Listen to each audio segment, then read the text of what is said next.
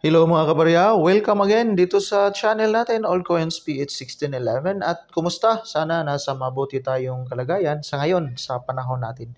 Now, welcome sa mga bago nating subscribers dito sa channel at sana patuloy kayong manonood sa iba't iba naman nating mga coin review. Now, dito tayo sa 25 centavo, 1979. Ito yung barya na titingnan natin. Sana may update tayo dito kasi sa barya na hawak natin 1979.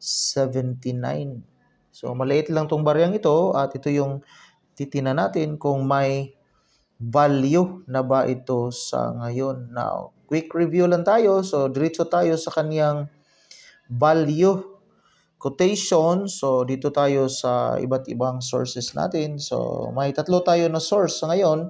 So dito tayo sa in.numista.com, pinakauna, so 25 centavo. Now, titingnan natin yung bagong update sa baryang ito, 1979. Tatlo yung barya na na-produce na klase. Dalawa yung Franklin Mint. So, dito makikita natin na yung Franklin Mint na dalawa, yung 0.5, walang recorded na mintage. Itong isa, special, uncirculated. So, 0.5% lang. Yung isa naman, 0.7. So, may 3,645 example. So, ito talagang mga Franklin Mint. Ito yung may good quality. Ito yung common, may 20,725,000. So, marami. Yung barya na hawak natin, common na common ito. So, maraming nag-circulate. So, nakaabot pa ako nito. So, 1979. So, yung common, may value quotation sa in.numista. Ito yung 7 pesos. Ito yung value quotation. Pero, lilinawin naman natin na hindi ibig sabihin na ito yung value quotation, may buyer na kaagad na 7 pesos. So, ito yung value appraisal ni in.numista.com. So, hindi po ito selling or buying value. Ito yung value appraisal. Depende na rin pag may nagkagusto or may buyer na katulad nito, may seller at saka may buyer na gustong makuha. Pero depende rin pa rin po. So, dito naman sa Carousel PH, so may barya na dalawa.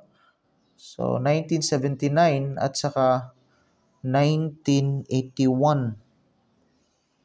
So, ito yung barya nila, dalawa. So, may selling value sa dito 1 month ago by shop.closet cleanup 100 pesos. Dalawa na to, yung barya niya 1979 at saka 1981. So, hindi ibig sabihin na dalawa 50 pesos yung isa. So, depende na rin. So, dalawa kasi yung naging 100. So, iwan ko lang kung iisa-isa.